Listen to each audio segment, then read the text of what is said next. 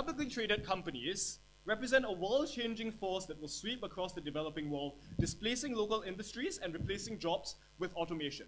We think that it is only responsible and right that the governments of these developing countries demand some control over their fate and have the ability to exercise some control over exploitative corporate structures. What is our stance? Firstly, we think that developing countries should acquire on the open market large shares in major publicly traded corporations like Google, GSK, and so on. Secondly, this can be done via sovereign wealth funds or other government investment organizations like trusts. The aim will be to have a reasonable number of voting shares in these large companies. We understand that not every single developing country will be able to acquire a majority stake, but we think that if a sufficiently large number of developing countries do so, they will often have common interests that will allow them to vote in favor of the developing world as a whole, and we think that this will be beneficial. Also note that there are many developing countries with large sovereign wealth funds and with large financial ability to engage in these open market transactions. Note, for example, Brazil and India are great examples in this case. So we think that in many cases, this is likely to be effective. We're going to forward two arguments. Firstly, about safeguarding financial and national security. Secondly, about protecting the interests of developing countries from corporate and first world exploitation. Firstly, on safeguarding financial security. Note that it is highly likely that these stocks and securities are going to be stable and therefore represent a viable investment choice for these nations, particularly if they invest in a diverse portfolio. There are a number of reasons for this. Firstly, note that many of these are very large established companies with high market capitalizations with high trading volumes. These firms are likely to yield reliable dividends for the next 10 to 20 years, especially since many of them work in growth areas and in industries which are not likely to fail, like for example Alphabet or Pfizer, which works in industries like technology and healthcare, which we think will remain stable for at least the next 20 years. We also note that many of these investments have higher returns than foreign government bonds or other assets and commodities. Note that, for example, bond yields right now are basically zero, so they don't represent a comparable, beneficial source of investment for many of these government sovereign wealth funds. Also note that in terms of investment into commodities, most developing countries are already overexposed to risk from commodities trading. The reason for this is because often they rely heavily on agricultural exports, they rely on natural resources, which form the basis of the economy. Often the economy is quite labor intensive, and as a consequence of this, they're already overexposed to many of these other commodities. As a consequence of that, we think that it's beneficial to invest in these companies. Also note that many of the companies stated that we will trade, that these developing countries will invest in, are banks, which are often sponsored by first world governments because they are too big to fail. So we think there are many reasons why these represent stable investments that will continue to yield dividends in the long term, and they represent a good investment for many of these developing countries. Critically, this is a comparative here. Where will this money be used otherwise by the governments of these developing countries? We put to you that we've already explained why most other asset classes are not stable investments for the governments of many of these developing countries. But we think that often what happens on the comparative is that investment in local companies or the buying off of political patrons is more likely to happen. Why is this harmful and why is this likely to happen? First of all, this is obviously harmful because it leads to a development trap where governments know or don't know which industries to bet on, and they're able to justify this using some ambiguity, choosing inefficient industries or resorting to crony capitalism. While it is not clear that governments have, perfect 2020 vision when it comes to betting on global industries as a whole, we think that often the choices faced in international markets are more stable and more predictable as opposed to choices within their own country, where often they just default to crony capitalism and choosing the ties based on their political patrons. Also note that, for example, this happens in many, many different countries, even those with relatively high levels of development. Note how Malaysia bet wrongly on its national airline and automaker, or Indonesia bet wrongly on many local industries. We think that political leaders and investors have friends in these local industry groups, and also note that local industry has weaker oversight regimens. As a consequence of this, we think that the comparative is often that you bet on inefficient local industries that are likely to fail and won't likely support your development in the long term. Also note that it's easier to justify spending money on what is seen as a beneficial foreign investment, since most people in the country can agree that, for example, Alphabet is not likely to fail. So it's possible to siphon money off from funding local industries into funding that instead. This is something that's politically feasible, that represents a path forward that is easy to justify to ordinary people in your country as compared to other types of investment, because we think that often when you're dealing with things like taxpayers' money, often justifying it to the public is very important. So the ultimate end result of this is that we lock money into a security that pays dividends and cannot be sold in the short term. This is actually particularly important because note that in many of these countries, changes of government are highly likely to happen, and often the political climate is quite mercurial, which means that if we lock something into a stable investment that will yield reliable dividends, this money can't be siphoned off. This is a publicly traded company in a moment, so we are able to see how much money the government is investing in this company and hold the government to account for it, as opposed to an opaque local process. I'll close it.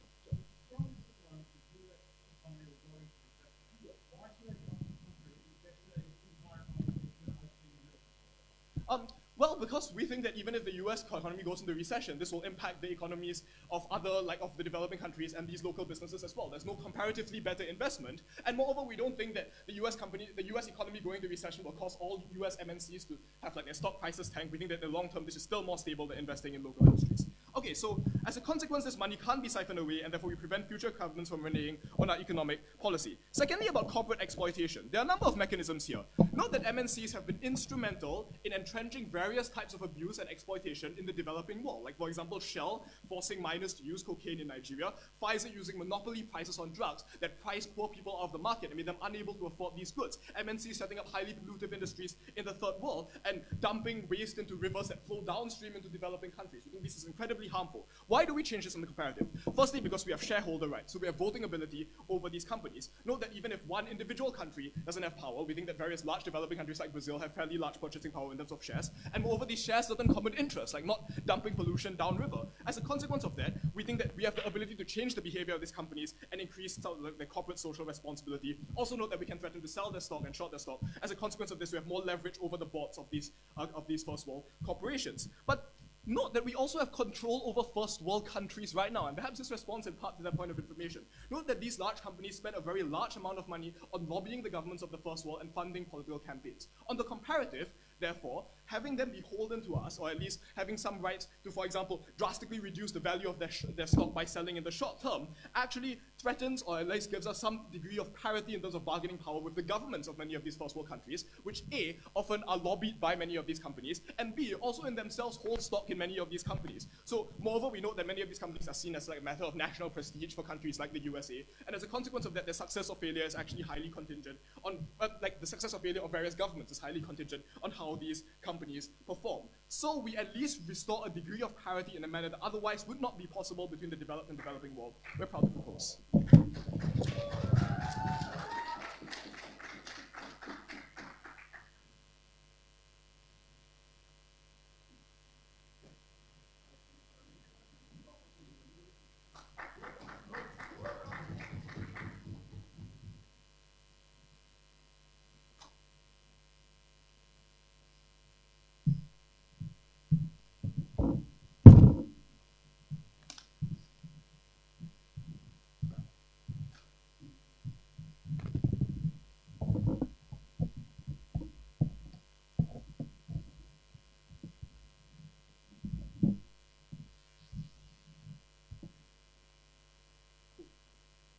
There are two massive contradictions in the PM's case.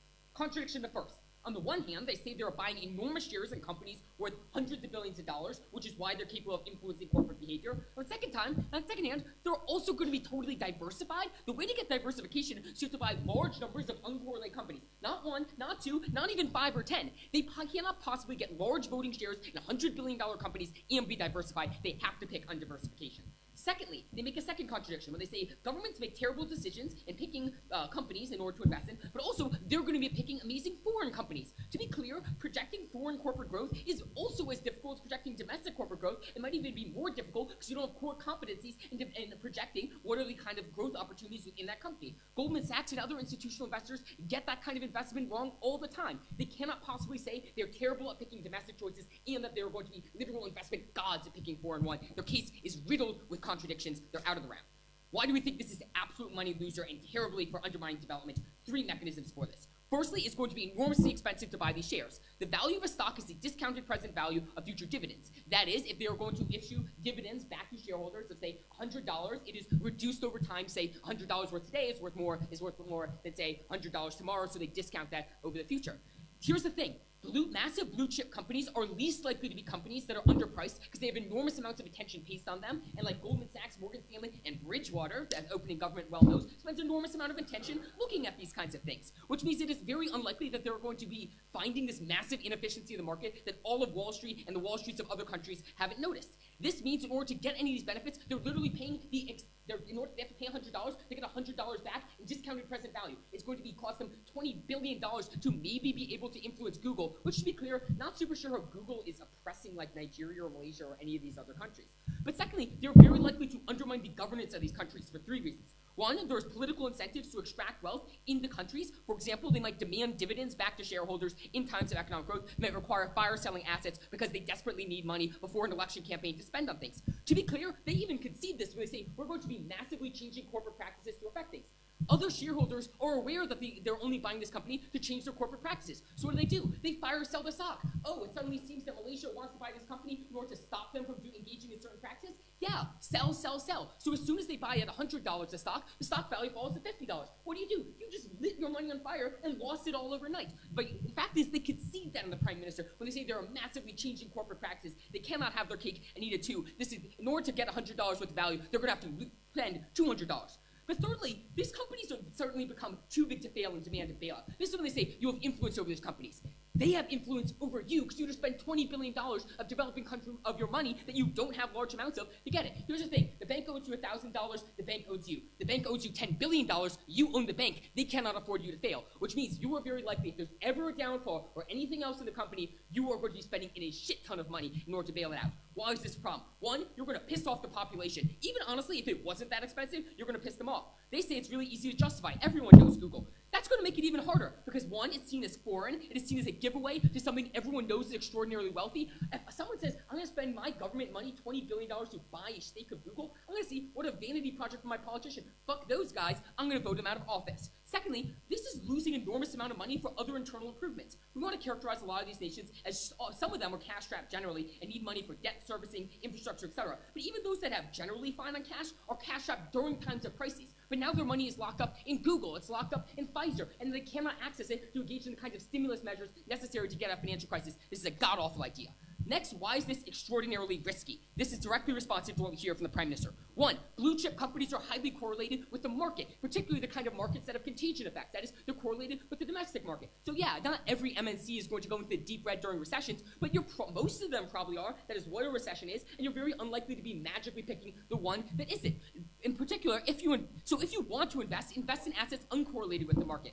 In particular, as CG correctly pointed out, the US might turn into recession. The EU hasn't topped 1% growth in God knows how long. This is very likely to be correlated with the market. Why does this matter? Because it means when you need the money the most and you need the cash during, say, a recession, this is when you're least likely to have the cash and dividends because those companies are struggling. But secondly, as I alluded before, they're totally undiversified. They cannot buy hundreds of different companies and have major owner stakes over them. They get one and not the other. What you did, you put all your eggs in one basket. This means that during a downturn you have no money. This is when you need the money the most. Third argument. There are so many alternatives if you wanted to do so. We're going to weaponize the same political capital. If you want investment and get countries to invest in you, you could have clear courts, you could have property rights, you could have relatively consistent regulatory enforcement and non-competitive taxation. This is the development track that Malaysia has used successfully, South Korea has used successfully, etc. Secondly, we would prefer just spend the money on infrastructure. They have to spend $100 to get $100 of value. We can spend $100 to get $400 of value by connecting a road to a village, and now that village can sell goods on the market and lift themselves out of poverty. Way more efficient. Thirdly, if you have to invest in a sovereign wealth fund, and some countries like Malaysia have made a legitimate choice to do so, invest in things that are uncorrelated with the market and highly diversified. This is why sovereign wealth funds like those of, say, Norway invest in things like timber, or, I don't know, really low-fee index funds, which have incredibly great growth rates and are so diversified that they're very high returns. They say, oh, you're likely to spend this money poorly. We got to weaponize the same political capital that they do. Presumably, these sovereign wealth funds are capable of investing in index funds, considering enormously large numbers of them to do so. So it's not enough for them to say, well, we can invest in these things and give us some money. They have to prove why it's actually a meaningfully good alternative to do, meaningfully good alternatives. Finally, we think they're going to undermine development of domestic firms. Recognize, based on the argument that this corporation has influence over you, other companies who are particularly going to compete with, say, Pfizer, recognize that the country is likely to give privileges to the company that they own 20% share of. What does that mean? It's impossible to own your own domestic company or start that up. Why is that good? Because they actually give all of their profits back to people. They're going to be employing local people, and they develop core best practices and expertise. Because you're out of time, this means that you're very unlikely to get meaningful domestic economies. Finally, some refutation. They say you're going to prevent exploitation. If you want to stop people dumping things in rivers, ban dumping things in rivers or tax them to discourage them from doing so. Don't spend enormous amounts of money to buy an ownership stake. But secondly, at best, they have to spend tens of billions of dollars to affect the behavior of one or two companies. But that's not going to help the other companies that dumping in the river, or like the 50 companies that dump in the river. They get to affect one of them. This is a terrible, inefficient idea to prevent exploitation, and it links it to our argument about the stock price creator. They say you get influence over rich countries. One, this is likely to piss off the rich countries even more, who now feel that they're being threatened. This is why we have laws like CFIUS in the United States and EU, which restrict the voting ability on corporate boards of foreigners, specifically in firms that are broadly and very generously defined to be related to national security. These are all reasons to suggest, if anything, the influence over rich companies is going to make them jealously protective of those companies if they're unlikely to give you anything of meaning. There are so many great things that sovereign wealth funds have done successfully in places like, say, Malaysia. This is not one of them. Strongly opposed.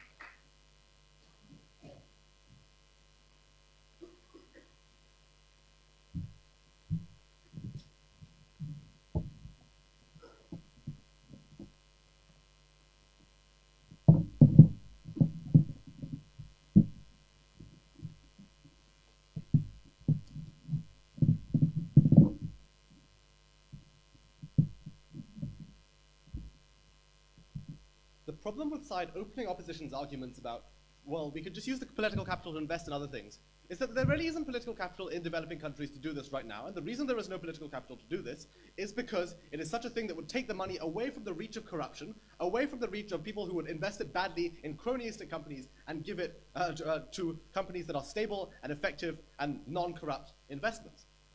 We're very happy that this motion says that it believes that it would be good if developing countries did this because it would be great for them. But the comparative, realistically, as Arthur gives you many arguments in favor of, is that this money is likely to be stolen. This money is likely to be invested into cronies companies in the internal stock market. This money is likely to be used extremely ineffectively. First, I'm going to do some rebuttal. Then I'm going to talk about political capital, regulation, and why that's much more important. Then finally, I'm going to talk about its quality as an investment and why that's less important, but still why it's a better investment. On rebuttal, they say that there's a question of how much you buy, and it would be too expensive to buy a large amount. Notice that we gave in our model saying that these developing countries should each buy a small percentage of each company, and developing countries could work together in order to exert their influence. They have a shared influence, a shared interest in doing this, because they all have the interest of stopping these companies from destroying the developing world, and therefore they can all vote together as shareholders as a bloc. Secondly, notice that you do not need to own a large percentage of the company in order to be an impactful shareholder. You need to be able to do things in investor meetings and bring up your issues as a shareholder. But also, even if you sold a small percentage of the company, you would selling it very quickly means that you can exert a lot of power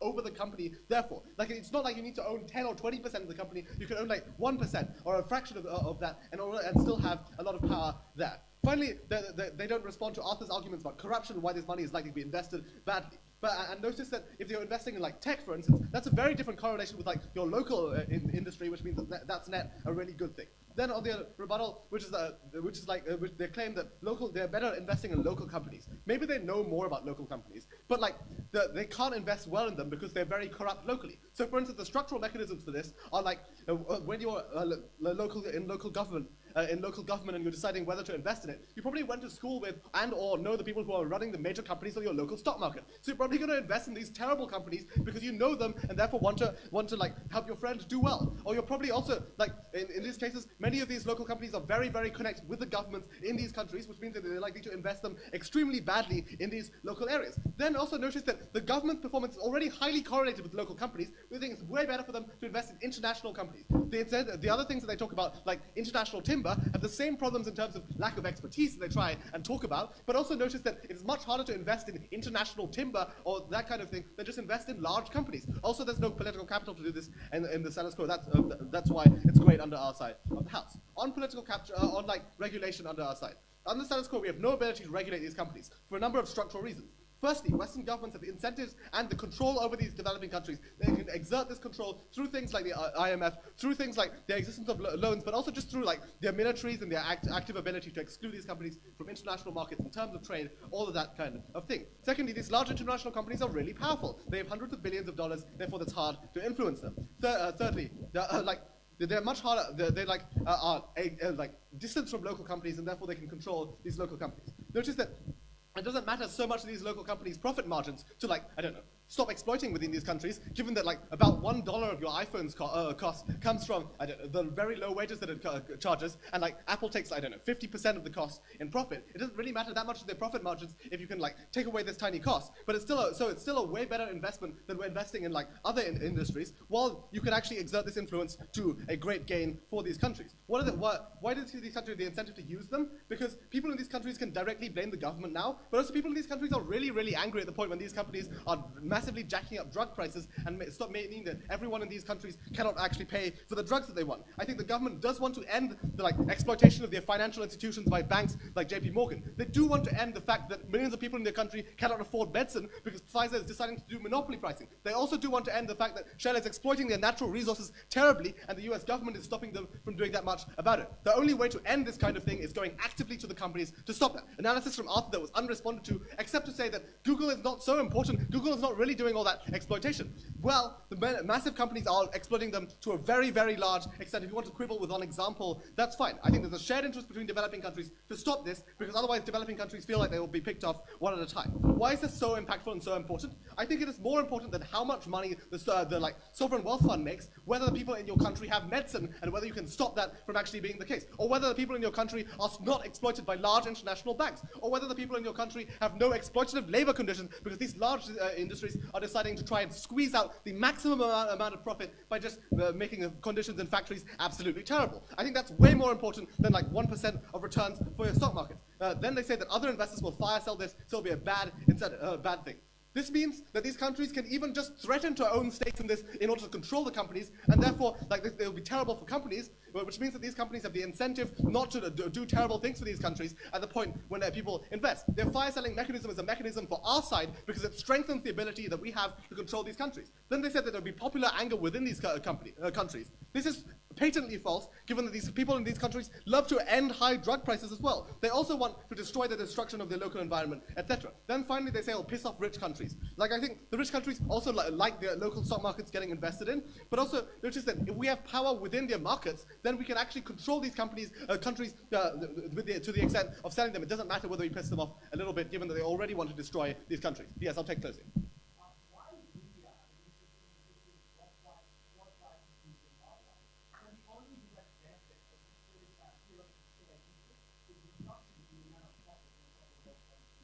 Because I already preempted that by making the argument that the amount of profit that these companies make is already egregious, so it's a tiny proportion of the profit that changes that they otherwise would have, but also because they know that they would not have enough votes, or they would not have enough help without help from all the other developing countries all over that would otherwise be helping sell in this mechanism. I think also at the very worst, if we stop India from having exploitative drug prices, that's great on the other side of the house. On its quality as an investment, Arthur says, gives you many reasons that they don't respond to in terms of diversification, protection from crony capitalism, protection from direct seeding. Also notice that the sovereign wealth fund of many countries is not great. It's great for them to invest in a very stable thing. But also notice that there's an additional mechanism, which is that these countries need dollar cash flows because they borrow in dollars. So for instance, they need dividends to be paid in dollars because they can't borrow in their local currency, which is not traded that much, unless they pay very egregious risk premiums for borrowing in that local currency, which means that they need dollars to service that debt, and especially when in times of crisis, it's really, really important for them to have flows in dollars, otherwise they cannot pay that with local tax revenues. This mitigates the worst crises of these countries. I'm proud to propose.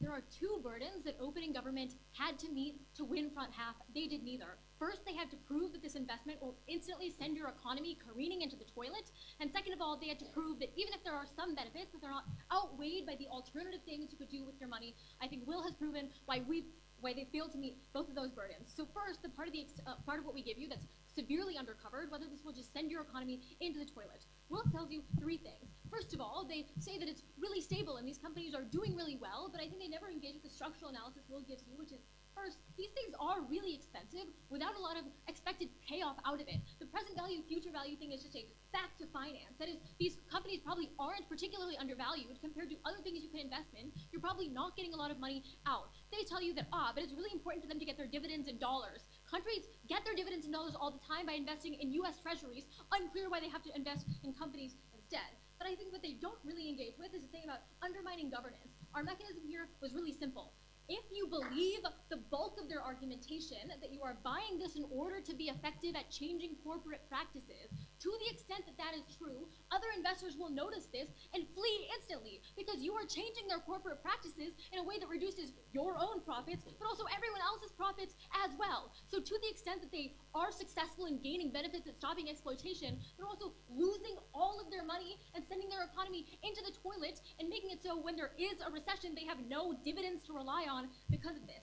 Their only response is that, but now you'll just threaten to buy up these additional shares. So first of all, investors just probably won't sell to you if you're just going to tank the stock even worse. I think it's pretty reasonable that the company can just tell investors not to sell to you. But also, I just want to point out, they say, but by threatening to sell and buy, you have a lot of power over the company. Note that, as Will tells you, the company also has a lot of power over you because these companies have a ton of say over your economy because now you're massively over-leveraged investing in these companies that are way too expensive for you. But I think they also know that the power that the company has over you as the leader of this government is way more than the power that your government has over them. First of all, for exactly the mechanism that they lay out, that you are presumably acting as a bunch of all different countries, which first of all have different interests, like Malaysia and Uganda probably don't have the same interests. They have different political and economic cycles, but also the company can just pick you off one by one. That is, maybe you aren't actually effective in threatening them because the company can just bribe one of the countries to pick off their vote and screw over all the other countries. So to the extent that there's a collective action problem, that in order to make any progress and make any of your threats be credible, all the countries have to remain together, it's probably pretty unlikely that that would ever be the case, and the company would probably just pick you off one by one. So I don't think they ever prove this. But they also don't engage with what tells you about how you really piss people off. Note that this is also an economic impact that cocks your economy, because if now people are rising up in protest because you spent all the money that should have gone towards schools or roads towards buying Pfizer, which, as they tell you, is actively oppressing you, so you probably really hate them to the extent that this is true, and you're sending all your money overseas to this company that they say is oppressing you, people are probably going to be really pissed off. It is seen as foreign. It is seen as a vanity project for the politician, and there are a lot of other things you could do with that money. I think we've proven to you that as soon as you do this, you might as well be lighting your money on fire. But second, even if you buy the bulk of their argumentation that there are some benefits, why is the comparative preferable? So first, on what the comparative actually is. So open in government, I can't believe I have to explain this in World Quarterfinals. They get to define their own model, but we have an equal amount of counter fiat power to define our own model. So to the extent that they say, we're going to use X amount of capital or X amount of political capital, which would presumably be a lot because the people in these countries hate these companies, we can say we'll just invest that money elsewhere. So we're not saying, as they misunderstand and strawman our argument, we're not saying put the money in domestic firms. Rather, we give you a bunch of other options. Actually invest in a diversified group where your only power isn't in the actions of other countries as well. Or you can invest in infrastructure, which, unlike stocks that are priced appropriately, actually have a massive growth multiplier. If you spend $100 on some stock, you expect to get $100 back in the future. But these developing countries are exactly the sorts that have infrastructure projects still that haven't been done, that have a ton of money available. I also want to point out that they say these countries are really corrupt. But first of all, even corrupt governments can do infrastructure projects. Maybe a little money gets stolen, but the road still gets built. So given that there's a massive growth multiplier, it's still probably beneficial for you. But also we tell you, if dollars are so important to you, just buy US Treasuries instead. Closing. No, infrastructure is also a very long-term investment. You size it money, and therefore you're able to get out and try to use the best of these projects. Look, there's a comparative. I think at least if you're investing in infrastructure, you have a lot more control, and that infrastructure is at least producing a better benefit at the end. On your side, first of all, stability and long-term investment is one of the things that Opening Government said is so good about their case. Unclear to me if you plan on knifing them in your extension. But second, it's a comparative. To the extent that your money is locked up in a long-term investment, we'd rather it be one that actually pays off in the end and gives you some control over the things that your money is done with. The other major benefit that we got from Opening Government is that you stop exploitation. So I want to point out again this internal tension. If this exploitation is actually happening to you, it is probably not the case that it's going to be super easy or super politically palatable for you to spend your money on these stocks in the first place. I'd also want to point out that if the governments that they're talking about are so fucking corrupt, these governments probably won't pressure the corporations to do things that are beneficial for the people, like lowering drug prices, but probably do things that lead to kickbacks for the elite and don't actually benefit the countries anyways. I also want to point out once more that it's strange credulity to imagine a world in which all of these developing countries, all 150 of them, buy tiny little shares in a bunch of diversified small countries because of the collective action problem that we point out. That is to say, it's probably the case that they can't enforce their will on this company because any one of them could immediately get picked off. But I also want to say that why can't you just regulate away the exploitation if it is in fact so important to you? Why do you have to do it in a way that screws up your profits and can get instantly screwed over by any other country in that cohort you're working with screwing you over? Every country in the world, basically, except for the United States, has a price cap on pharmaceuticals. Unclear why this is not a reasonable solution for your problem. I also wanted to point out that the reason a lot of countries are fine with this exploitation because they believe that it economically benefits their own countries. You probably don't want to get rid of it at the cost of even more profit for you. I think at the end of the round, that's the weighing you have to do. First, instantly, does this screw over your economy or send people rising up into protest in a way that leads to violence that probably gets a lot of people killed, but also screws up your economy as well? But even if it does do some benefits, there are much better places to put it without crowding out the sort of domestic investment that can actually benefit your economy in the long run. That's a part of WUDC's extension that went untouched. Proud to oppose.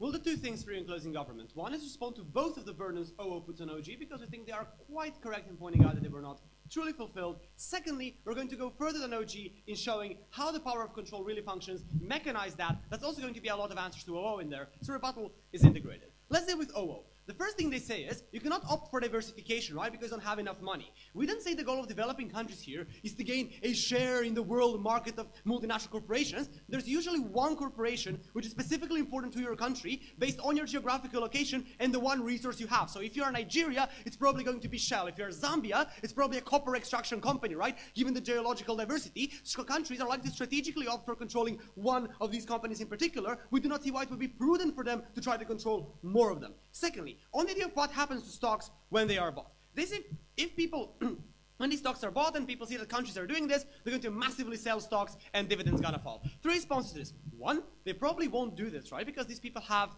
advisors, they have risk assessment and stuff like this, and they know it's incredibly stupid. Because when everyone starts selling their stocks, then the value of stocks falls for everyone. This means that by selling, you are being part of a process where the value of stocks is generally falling, right? So it's generally more profitable for you to hold on to the stock than to sell the stock because you know that if you do, you're generally bringing the price of the stock down. But secondly, we say even if that happens, we say the amount of control rises, right? So we don't say that dividend is necessarily the comparative in this debate. The comparative in this debate can be the control of the company. So if more shareholders sell their stocks, this means the country has a greater share of those stocks, which unmechanizes a lot of OO, which says you're not able to get enough of those stocks. So on OO side, and note, a lot of their case is premised on these countries being capable enough to make the investments and measures and choices necessary for them to survive. So if these countries are capable to do that, even if their dividend falls, they have a higher share in the company. company, which means they can control more of the company's policy and use a lot of the company's money-making infrastructure, which is internationally developed, which still exists, right? So that is the comparative.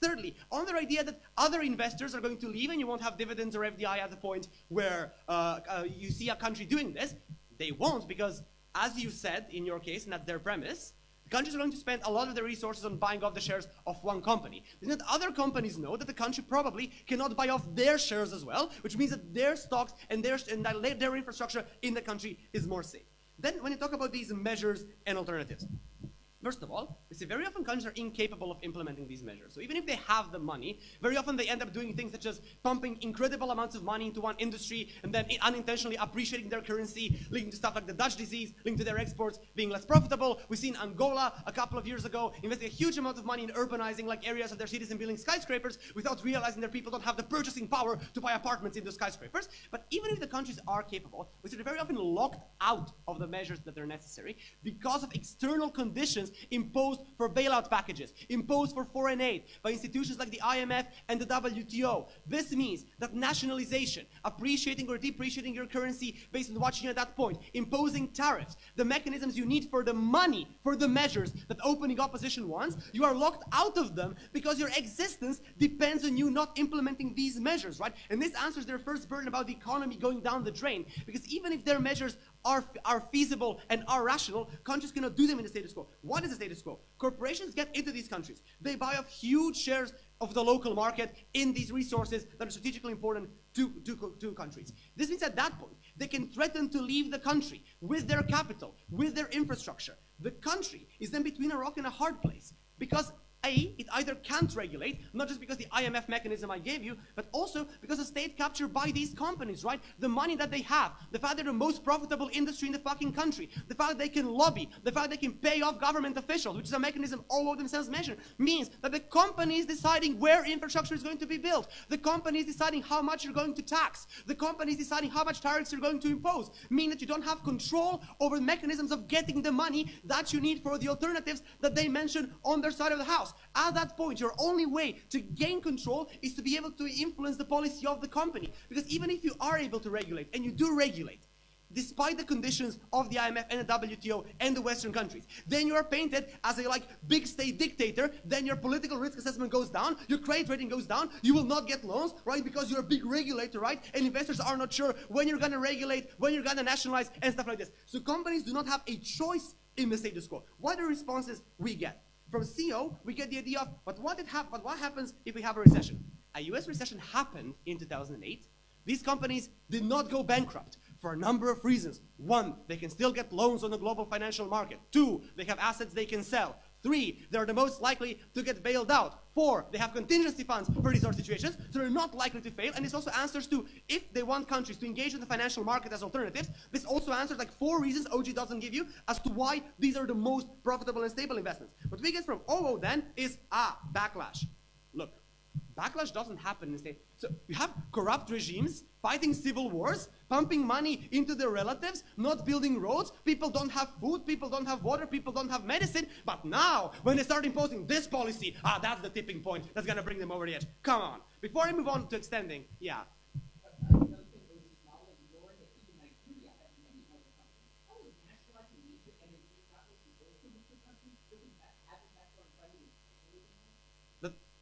We aren't, so look, in this case, in this scenario, you are following the market mechanism. So you're engaging on the free market, you're buying off stocks. This is not the same thing as imposing a law which nationalizes a company. But a second answer to you, even if it's diversified, right, and a single company can have a bigger share, we say that developing countries are likely to cartelize. And we don't say that OG doesn't really give you a mechanism on this, because it's not just common interest. We agree with Malaysia and Uganda don't have common interest, but they said there are political mechanisms in place in specific regions which enforce this common interest, right? Things such as the African Union. So countries have common interests in specific regions, and investors know that there is a political mechanism, a political body, which can specifically be used as a forum to create this policy. Now, given that shareholders do not want to sell their shares because they want to hold on to them, they know these are profitable companies and they want to have these long-term investments, they're more likely to act preemptively, right? To give higher wages, to follow some environmental regulations, because they don't want to antagonize an entire political body of countries which has shown to be homogenous in the past. But there are other benefits here.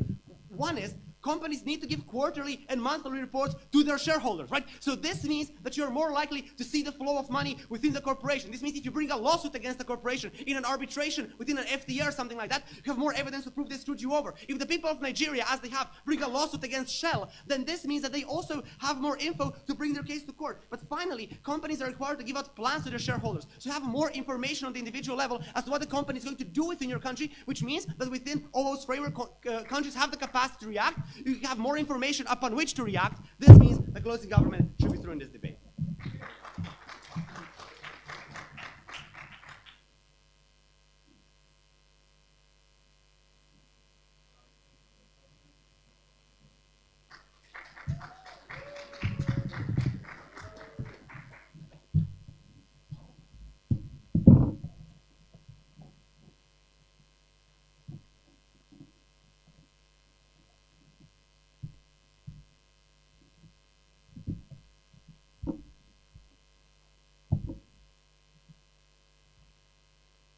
Closing opposition will do three things in this debate. We'll first of all quickly finish this idea of economic development and why this is not a good model for doing that. Secondly, we'll look specifically at the conflict of interest that this creates and why that is particularly harmful and actually sets back all of those benefits of economic development that opening government tries to get in this debate. Finally, we'll look at the democratic impact that this has on a lot of these countries and why that is problematic. Most of the rebuttal is integrated. Just finally on the little bit of extension we got right at the end there about being able to see the reports and the money that these companies have. Publicly listed companies have to present those reports to everyone. Those are publicly available for all investors. Therefore, everyone can see those already. That is fine. We know what they are doing. That's not a particularly huge benefit. So we can move on from that. Let's go to the economic development. So first of all, let's go through why this dependence and this debt is bad. So first and foremost, because, as we say, many of these countries will need to go into debt, are already in debt and need to pay off that debt, and that the interest rates on that is going to be lower than the short-term dividends that they are getting back from the money that they are getting in these stocks. So that means they are actually going further and further into debt as a result of this, which, as they conceded opening government, they've already got a bad enough debt rating,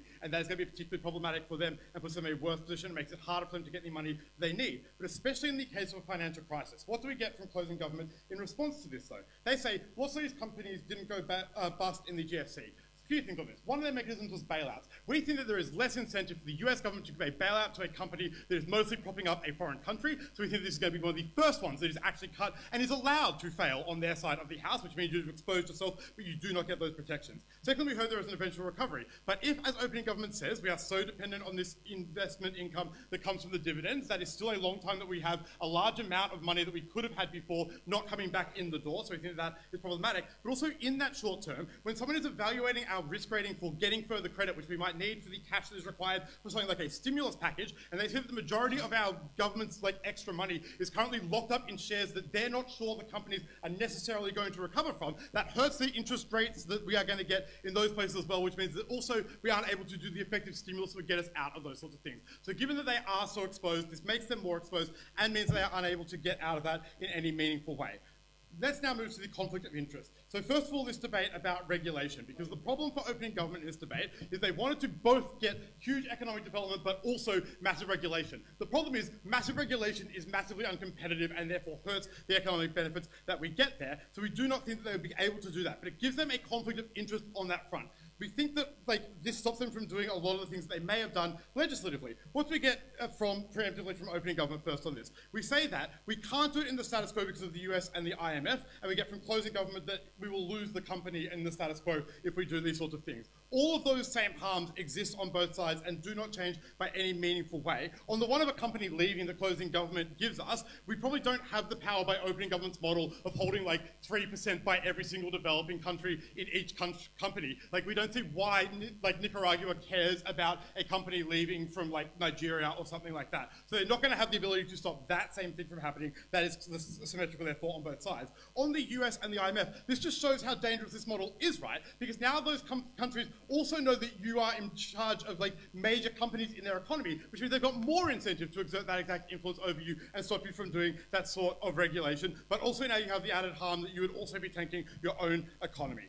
Next, let's talk about competition and basic needs, though, in this conflict of interest, because this is a big one that has been entirely untouched in this debate, is that a lot of these companies are also providers into a lot of these countries, and this changes the efficiency of a lot of very essential services. A very simple example of this is the healthcare system, given that a lot of the debate has been about things, in fact, opening government talked about trying to get cheaper drugs into the healthcare system. The problem is that now you aren't necessarily choosing the cheapest drug into your healthcare system, right? Because if you are an investor in a certain company, you are likely to choose that one because that immediately gets flowbacks to you, so you will do that even if it is not the cheapest one and the most efficient one for your system. But secondly, as we've already seen in the behavior of drug companies, there are a whole lot of competitions between things like actually providing vaccines versus providing cures. If you own Pfizer and they have a whole lot of like cures and treatments for something, but they also have the vaccine, you may not put the vaccine into your country because doing that might take out a huge market for one of the major drugs that your company sells. Given we already know these drug companies, by opening government's concession, are doing this, now we make these governments also in that and either have to choose to destroy their economy or destroy their healthcare system and the various other systems that are reliant on these sorts of services. Before I move on to the democratic impacts of this, I'm happy to take POI from closing.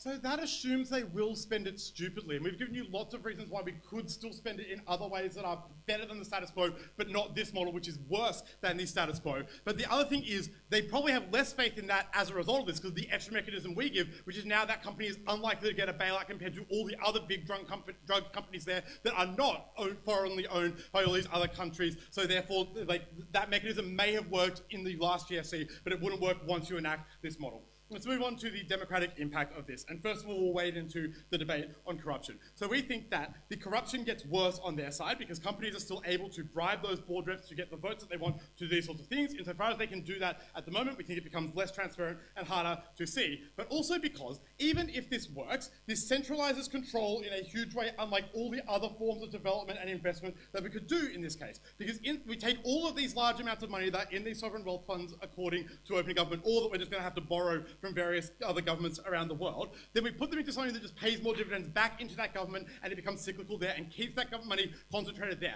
Other forms of development that our side supports in this debate make those capital expenses go into the economy of that country and takes it decentralized from that government, which gives them this ability to immediately take the profits and continue to engage in these sorts of corruption that exists there. It undermines the inequality that tends to come from these sorts of things by them being able to engage in the cronyism. Insofar as opening government wants to say that all these governments are already corrupt and that's why we need this, the worst thing we can do is give them a giant share portfolio that they are the only ones that they have control over and visibility over as well. The last thing that we'd add on this is the other reason why this is anti-democratic is that it gives a massive apparatus for state control in the worst places as well. We do not want corrupt governments owning a large share in Google and choosing things like how Google uses its search algorithms and presents news to people, because that is the exact sort of thing that they do at the moment to try and stop any sort of protest or any sort of opposition to their regime. The problem is that now they can allow people to access Google. They don't have to shut down the internet, which often gets huge backlash, but they can still control what everyone gets there. They shut down the information. This doesn't get any economic development. It sets it back, and it sets back democracy. We oppose.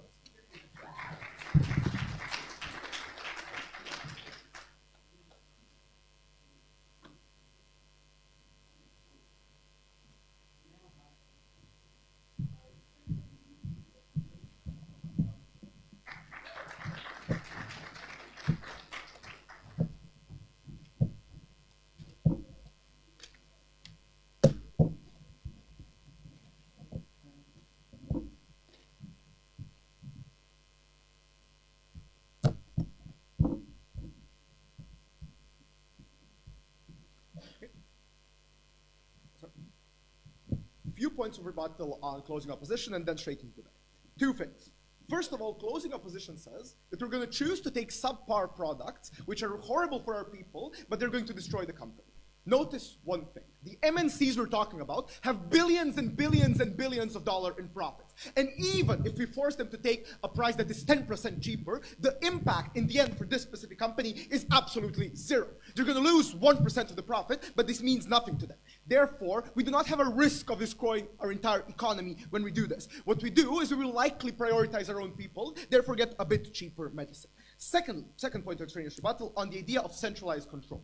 We say that local politicians are much more often corrupt. They're much more often the ones who do something worse for their people. There are multiple reasons for this. It's easier for you as a local and a regional strong person to control this because you know the people in your local community. You can much easier bribe them up than someone in a centralized government that needs to bribe the entire state. Therefore, it's much harder for you. What does this mean? This means that centralized control is more often something that you want as a state. You want this centralized government to actually be able to impose certain measures, to not lose the money to corruption, and therefore fight this corruption. This means that the investment, if it is much more centralized, is much better for you as a state.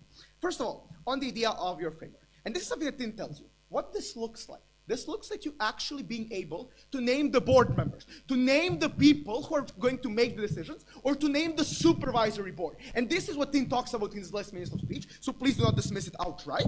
This means that you know what's happening. Even if you have these reports, you have people who you can nominate into this, who are the ones who can then tell you when these abuses happen. And this is what Tim tells you when he explicitly says, now you can name the board members. In this we see that you have a lot more information as a state. Okay, few things in the speech. And this is directly enabling the government case to actually function. Without this analysis, the entire government bench falls. First of all, will the investors absolutely run? And what's going to happen if they run? We say, first of all, these companies have such huge profit margins that even if these countries achieve everything they want, it's unlikely for other investments to flee because they see that there is still an opportunity for huge profit in the long run. Therefore, they're unlikely to do this. Second of all, what we say, even if they leave, this is good for our case, but highly unlikely. So if they leave, this means that we can buy even more of these companies, we can take even more control. But notice, companies do not make profit based on their dividend, based on their stock share. They make it based on the things they produce and the things they sell. This means that you can, even if your stock share is very low, you can still produce the same thing because your factories exist, your companies still exist, and therefore this means that these countries will get even more profit in the long run if this happens because they can buy more shares, get more profit, get more dividends, and get more control. This means that if this happens, absolutely great for us. Second, no thank you. They say the comparative for both teams is internal investment. OG says, oh, but there is bribery, there is corruption. They never actually explain how proficient, how huge of an issue this is, and how this specifically works. What we say, when you have local plans, you first of all need to bribe local politicians to actually accept this policy. You need to push it through. This means that you as the central government need to spend money on actually pushing your policies through.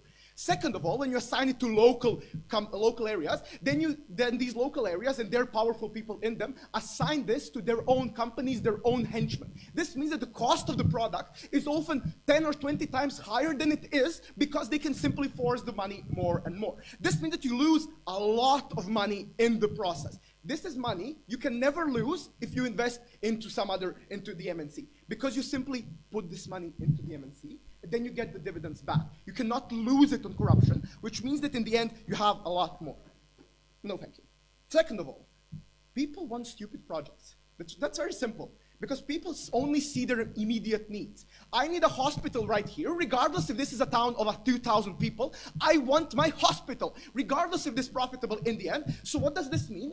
This means that the specific project I will vote for and the specific project I will get is not something which is ever going to help my country as a whole. My politicians are going to vote it in, and then we're not going to do anything else. This is what Tim talks about when he talks about Angola and the investments they make. This is specific new way in which this happens. Okay. Yes. Future profits are over-capitalizing to the stock price. Even if the companies are still profitable, they're less profitable by fucking with their board member nominations. The price of trouble is to spend $100 to get $50 of value, get nebulous influence over one company. So if what you say and the investors run is true, I'm going to be able to buy it much more cheaper later on, and then I'm going to be able to get even more profits. So if everything they say is true about investors running, our case is much stronger, because then I later on get to buy it more cheaply, and therefore get a lot more dividends in return. One more point of response to OG and the money being tied up. Infrastructure projects tend 10 to 20 to 30 years to actually finish. To build a highway, to build a full port system for your country. This is the time you have your money tied up, and you get zero returns at all. When you have dividends, you at least get it every single year back. This is not a huge sum which you do not continuously get back. And notice, the infrastructure projects are often horrible for these countries. But second of all, if a crisis occurs and our money is tied up, the foreign investors and foreign banks know that this money is tied up into the large MNCs they trust, because they trust Pfizer, they trust Shell to live. This means that they believe that in the long run, we are able to get our returns in the very long run. But if we are Zimbabwe, nobody is likely to believe that Zimbabwe is not going to default. This means that if we spend our money on our products, we're not going to get any foreign loans with a good currency, because they're likely to believe that we're going to fail immediately. Therefore, we're a much better investment for these companies, for banks. We get more better loans, and in doing so, we have a higher chance of actually getting out of the crisis. Thirdly, on the idea of the safety of investment. Once again, OG says and asserts these companies will always be bailed out, but the analysis on why this happened never exists. Because the reason for the bank bailout, and for every single bailout, is to protect your own citizens, which still work in those companies, which still have money in those banks. And this is something which does not change regardless of what CEO says. Because I still have my money in the largest banks of the USA, I still work in Shell in the USA, and these governments have a huge incentive to not let this happen. This demolishes a majority of CEO's case. And lastly, what Tim brings to you, and which is an additional something that we bring, is the idea of individual control. Even if everything opposition claim is true, we still have more insight into these companies. We can, on an individual level, see who they're trying to corrupt. We can see the individual things happening, and in doing so, we have a higher likelihood of actually stopping them. By having this opportunity, uncontingent of anything else in the debate, we show you an additional crucial benefit. Thank you.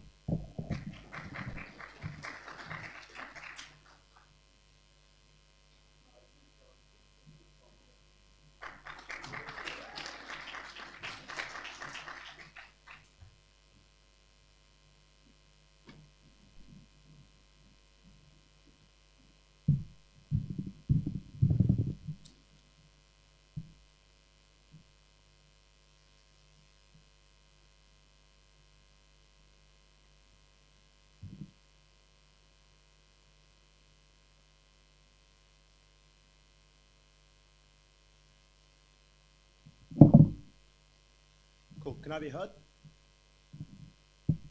This debate suffers from an actor problem. The government bench assumes that the people that are making decisions on behalf of countries are acting exclusively in the interests of those countries. But we demonstrate to you that they do not. In fact, they often act selfishly in a way that means that this investment will be used to entrench the position of these governments, will be used to entrench the profits of these companies, and the subsequent revenue flows that allow for the flourishing of corruption and an enormous amount of damage to human development. I'm going to look at two things in this speech. The first will be on government and corporate behavior, and the second, far less important question, will be about the various profitability of this set of investments.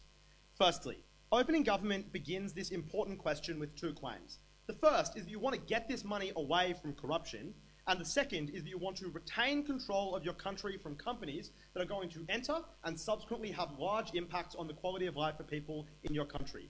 We explain both of these fail.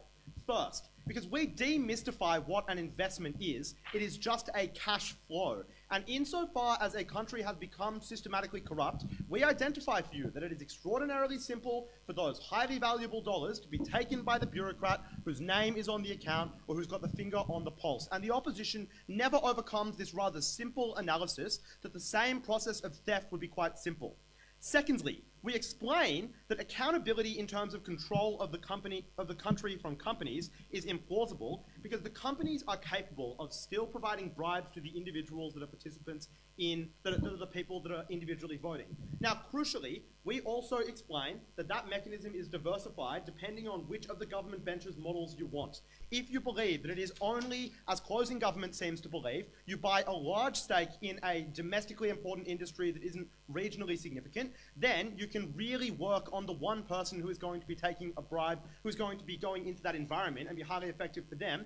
If instead you believe it is that every developing country buys a tiny fraction of every single company, then the board rep for that company is going to be extraordinarily easy to bribe because there are probably a large number of people that are tasked with doing that in the government, and the amount of democratic accountability per one is likely to be extraordinarily low, which means this is not going to be effective at doing any of the thing that opening government says, because they are correct. These countries gain shareholder rights fire sales and control, which notably is better than closing government, who are incorrect when they say this gives useful new amounts of information, as Dom demolished in a sentence, and then government whip inexplicably bookmarked his speech with. But they will not use that capacity because they have absolutely no incentive to use that capacity, because the actor that is tasked with making these decisions will not do so. Closing government maybe gets a little bit closer when they talk about how political bodies may have some degree of oversight, but given the complexity of the arrangement that I have already articulated, it is implausible to believe that this is the case. John then explains in a positive fashion how this perverts the choice of governments and companies through a variety of vexes the government whip entirely refuses to engage with. He tells you that there is an inherent conflict of interest between corporate profit and social well-being. And when government agents that now get the benefits of corporate profit but are not accountable, as they are often faceless corporate bureaucrats, often not even in democracies, that decision is made in favor of the corporate profit, now not even of your domestic firm where that money is still invested, but instead largely in favor of fucking Americans, right? Which is, I think, as my experience at this tournament has articulated, is not the best. So then, Dom explains to you that it is difficult to regulate these companies. Dom explains to you that often these, Dom also explains, by the way, that this goes both ways, right? That these companies additionally often have the incentive, if there is a large shareholding provided, for example, Google's news algorithm, or any news organization, or Pfizer's provisions of drugs provincially in terms of propping up people that are your sectarian allies, or in terms of any company's provision where they need to decide which region of that company they provide it to, and you encourage them as a stockholder who has power over them to provide it to somebody who is in your interest. No, thank you, you will do that. Which means this goes both ways. These companies become captured by corporations, and these corporations become cronies in the corruption of the government. And this issue is just more important than who is able to make money for two crucial reasons. Firstly, because democracy breaks almost every right that you have. Corruption breaks your right to democracy. It means that money from the state is devoted to areas that it shouldn't be. It means that your economy becomes less efficient to invest in and the like. But secondly, because insofar as we needed the valuable and stable American dollars that are provided by the government ventures side, which is seemingly their biggest business, you can just invest in an index fund, which is just a company that obscures the function that we are describing here. Now, a thing obviously to notice is that opening opposition did the bare minimum in terms of having a counter model, but then did not explain how that counter model is able to satisfy the functions that these guys want without achieving the harms that we describe. Opening. A weird thing that's not this is that as far as the angle, when a company your government owns for 30, 45 stuff, as opposed to government sponsoring for local businesses, which as for the benefit of people. I feel like this material died about half an hour ago, right? And I think it died in a relatively intuitive way. It's like there is not a great deal of political support associated with making investments in foreign companies, particularly if the extension that we have provided you is literally at all true. People will now understand that this is just businessmen in suits palling around with your leader. Comparatively, at least it's domestic, at least the benefit is captured, and at least there is a guarantee that that company's outcomes are divorced from the outcomes of your corrupt government. That is why it would be comparatively more popular. Now onto the value of the amount of money here. John describes that these companies will become less valuable as they are owned less domestically because the incentive to bail them out diminishes. And closing government's whip stuff about how you're able to buy into the company when it's lost half of its value and make more money is truly insane, because obviously if the value of a company has collapsed, that implies that the predicted share prices in the future are either uncertain or low, which is why that big prong of their extension really missed Econ 101. The second thing that they say is obviously that this then, we say this subsequently makes your credit ratings way worse, which deepens problems of structural crises and greater indebts you to the IMF, as the closing government is deeply afraid of, because it means that in circumstances of crises you are substantially more exposed to global contagion. Now, to talk briefly about opening government, the problem with all of their analysis on this score is that they are describing how individual investments that are designed to serve certain purposes only serve one purpose, and then their complaint is that they fail to do all of them. For example, they say bonds don't have as high yields, but they provide American dollars. Or they say investments in domestic industries are more predictable, but they provide liquid stimulus. And the thing is that they're just saying that these companies do some of these things, but all investment classes have all different purposes, but the harms that we describe are unique to this investment class. You don't want to fuck up the country, and that is why you need to oppose.